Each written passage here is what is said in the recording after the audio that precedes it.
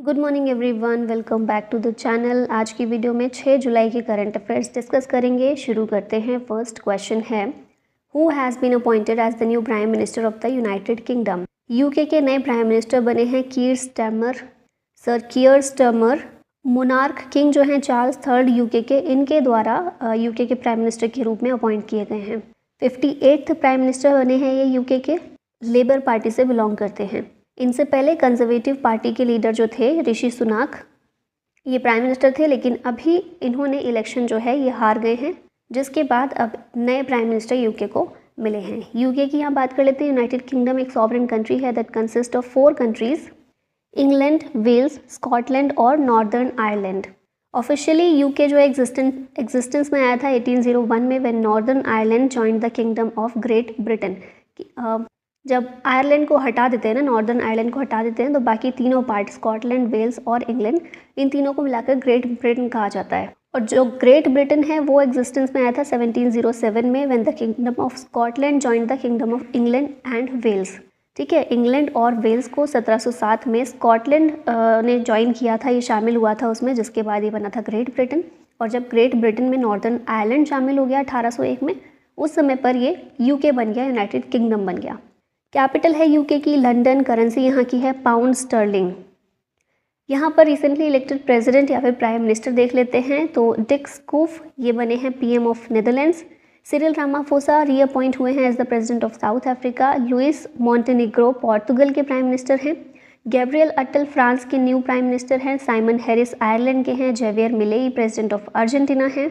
राम सहाय प्रसाद यादव नेपाल के vice president हैं। हुन मानेत कंबोडिया के पीएम हैं। क्रिस्टोफर लक्सन न्यूजीलैंड के पीएम हैं। रामचंद्र पौडल ये नेपाल के प्रेसिडेंट हैं।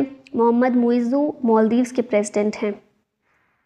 Who one the spice award 2024 for initiatives in integrated crop management and promoting a sustainable spice based cropping system. ये अवार्ड जीता है सोपना कलिंगल ने।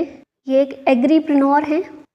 एग्रीप्रेन्योर क्या होता है? एक entrepreneur whose business is focused on agriculture. ये अवार्ड दिया गया है for her initiatives in integrated crop management strategies promoting a sustainable spice based cropping system.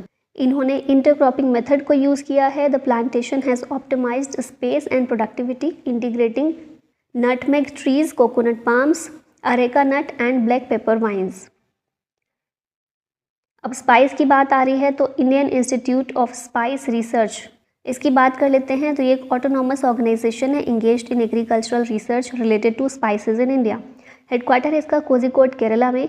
ये Indian Council of Agricultural Research ICAR की एक सब्सिडरी है under the ministry of agriculture. और ये जो स्पाइस अवार्ड दिया जाता है ये इसी इंस्टीट्यूट के द्वारा दिया जाता है, Indian Institute of Spice Research के द्वारा। This award is given to recognise and encourage new and environmentally friendly farming methods in India's spice business. Awards और ओनर्स रिवाइज करते हैं। बाल साहित्य पुरस्कार 2024 के लिए इंग्लिश में नंदिनी सेन गुप्ता और हिंदी में देवेंद्र कुमार को दिया गया है। अटल पेंशन योजना annual award for financial year 23-24 bank of India को दिया गया। PEN Pinter prize Arundhati Roy को। Nelson Mandela lifetime achievement award Vinod Ganatra को। V Shantaram lifetime achievement award 18th Mumbai international film festival के दौरान सुबिया नल्लामुथु को मिला। सानिया मल्होत्रा ने जीता है best actress award at the New York Indian film festival for her role in Mrs. World Health Organization का Nelson Mandela award NIMHANS को दिया गया। Muneeb Amin Bhatt honoured in NASA's Hall of Fame. Anasuya Sen Gupta ने जीता Un Certain Regard best actress trophy at Cannes. और Santosh Sivan receive Pierre Angenieux tribute. The Government of India has extended the deadline for the Smart Cities Mission to which month and year? तो smart cities mission को extend किया गया है, इसकी deadline को March 2025 तक। Ministry of housing and urban affairs जो है इसके अंडर ये काम कर रहा है मिशन, स्मार्ट सिटी मिशन। इसकी डेडलाइन एक्सटेंड की गई है। Mission has been getting multiple request from some states and cities to grant more time for the completion of the balance projects. लेकिन ये जो एक्सटेंशन किया गया है इसमें एडिशनल कॉस्ट शामिल नहीं है। ठीक है, स्मार्ट सिटी मिशन की बात कर लेते हैं। तो 100 स्मार्ट सिटीज़ मिशन को 2015 में लॉन्च किया गया था। वन ऑफ द मैकेनिज्म है that help operationalise the nationwide implementation of sustainable development goals like poverty elevation, employment and other basic services. Objective है इसका to integrate city functions, utilise scarce resource more efficiently and improve the quality of life. To improve the efficiency of municipal services. ठीक है, cities को more sustainable बनाना इसका उद्देश्य है। 2015 में इसको शुरू किया गया था। अपकमिंग टारगेट्स देख लेते हैं गवर्नमेंट के। तो 2024 का टारगेट है हमारा to achieve zero diesel use in agriculture and renewable energy, 100% railways electrification by 2024, हर घर जल, ये भी 2024 तक का है। PM vision of $5 trillion economy by 2025, blending 20% ethanol in petrol, 2025 तक का टारगेट है। टीबी को एलिमिनेट करना 2025 तक का है। Fibre optic connectivity in all villages 2025 तक का टारगेट है। India to be covered by Doppler weather radar network by 2025, to make the country malaria free by 2027 and eradicate it by 2030। Indian railways to become net zero carbon emitter by 2030, green railway by 2030, zero road accident fertilities by 2030 और energy independent by 2047। India successfully test fired Rudram 1 missile, which type of strike missile is it? तो ये जो है Rudram 1 missile, ये एक तरह की air to surface missile है। DRDO के द्वारा, defence research and development organisation के द्वारा इसे सक्सेसफुली टेस्ट फायर किया गया है। ये एक इंडिजिनस एंटी रेडिएशन मिसाइल है। ठीक है, और इस तरह की पहली मिसाइल है। एयर टू सरफेस मिसाइल है which has been design for Indian air force. It is integrated with the Indian air forces Sukhoi 30 MK1 fighter jet which serves as the launch platform. DRDO की बात कर लेते हैं। यहाँ स्मार्ट सिटीज़ मिशन का आ गया है। चलिए मैं ऐसे ही बता देती हूँ। DRDO फुल फॉर्म क्या है? Defence research and development organisation. इसकी स्थापना हुई थी 1958 में। हेडक्वार्टर कहाँ पर है? दिल्ली में है। और इसके चेयरमैन हैं Sameer V Kamat. Defence ministry के अंदर ये आता है और हमारे डिफेंस मिनिस्टर कौन है? राजनाथ सिंह हैं। नेक्स्ट क्वेश्चन है, Sheel Nagu has been appointed as the chief justice of which high court. इनको पंजाब और हरियाणा हाई कोर्ट का चीफ जस्टिस अपॉइंट किया गया है। अभी तक ये मध्य प्रदेश हाई कोर्ट के जज के रूप में काम कर चुके हैं। ठीक है, अब पॉलिटी का ये आर्टिकल याद रखिएगा, आर्टिकल 217 कॉन्स्टिट्यूशन का जो है ये स्टेट करता है दैट द जज of a high court shall be appointed by the president in consultation with the chief justice of India and the governor of the state. जिस भी स्टेट में नियुक्ति करनी है उस स्टेट के गवर्नर और हमारे CJI जो होते हैं उनके सलाह, उनकी कंसल्टेशन के बाद प्रेसिडेंट के द्वारा हाई कोर्ट के जज को अपॉइंट किया जाता है। आर्टिकल 217 ये कहता है। अपॉइंटमेंट्स यहाँ रिवाइज करते हैं। Chairman of National Medical Commission है BN Gangadhar. Deputy national security adviser TV Ravichandran हैं, नीदरलैंड के प्राइम मिनिस्टर हैं।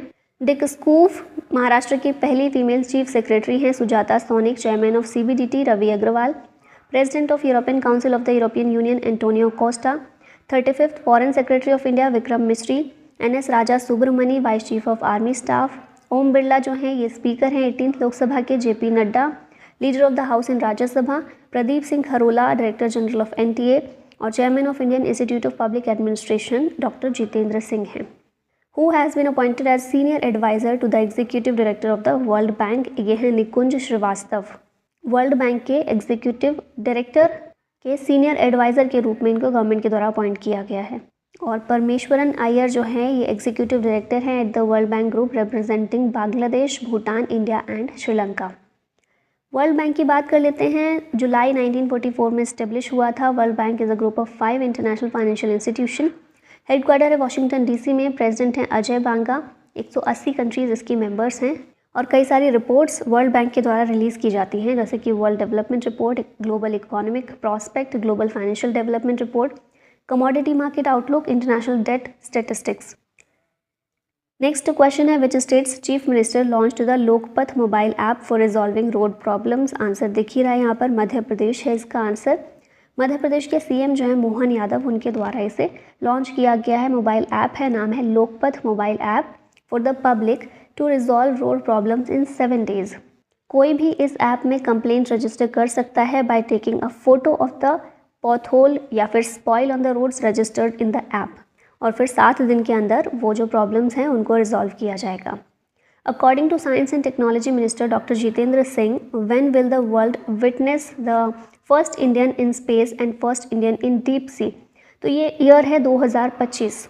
स्पेस में पहला भारतीय और डीप सी में भारतीय, ये 2025 में किया जाएगा। 4 एस्ट्रोनॉट हैं जिनमें 3 ग्रुप कैप्टन्स हैं और 1 विंग कमांडर हैं। इन्हें सेलेक्ट किया गया है for India's first human space mission Gaganyaan, और इसी के बारे में इनके द्वारा बात की गई है। और इसके अलावा इंडिया का डीप सी मिशन जो है उसमें भी 3 इंडियंस को डीप सी में भेजा जाएगा 2025 में। When is world zoonosis day observed annually, इसको ऑब्जर्व किया जाता है 6 जुलाई को। एम है इसको ऑब्जर्व करने का to raise awareness about diseases that originate in animals can be transmitted to humans. Louis Pasteur के द्वारा, ये फ्रेंच बायोलॉजिस्ट थे, इनके द्वारा पहला रेबीज़ वैक्सीन को एडमिनिस्टर किया गया था 1885 में, इसी दिन। ठीक है, थीम क्या रखी गई है इस बार की? Preventing the spread of zoonotic diseases. यहाँ पर रिवाइज कर लेते हैं। 1 जुलाई को जीएसटी डे होता है, चार्टर्ड अकाउंटेंट्स डे होता है, नेशनल पोस्टल वर्कर डे होता है और नेशनल डॉक्टर्स डे होता है। 2 जुलाई को वर्ल्ड यूएफओ डे होता है, वर्ल्ड स्पोर्ट्स जर्नलिस्ट डे होता है। 3 जुलाई को international plastic bag free day और 4 जुलाई को यूएसए का इंडिपेंडेंस डे होता है। What was the amount of India's defense production in financial year 23-24? ये है 1.27 लाख करोड़ रुपीस इंडिया का डिफेंस प्रोडक्शन 2023-24 का, और ये लास्ट ईयर से 16.7% बढ़ गया है प्रीवियस ईयर से। ठीक है, make in India initiative Bharat में चलाया जा रहा है, जिसके तहत बहुत सारे ऐसे इक्विपमेंट है, बहुत सारे ऐसे मिसाइल्स हैं, चीज़ें हैं जो भारत में ही बनाई जा रही है, इंडिजिनसली बनाई जा रही हैं। तो उसी के कारण इंडिया का जो डिफेंस एक्सपोर्ट है वो काफ़ी बढ़ गया है। जो हमारे यहाँ पर DPSU या फिर PSUs हैं, उनका शेयर देखिए प्रोडक्शन में तो 79.2% इनका योगदान है।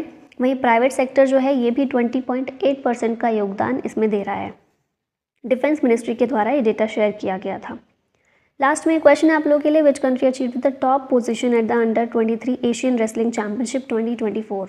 चाइना, कजाकिस्तान, इंडिया या फिर जापान? इसका आंसर बताइएगा कमेंट में। और इसी के साथ वीडियो का होता है एंड। थैंक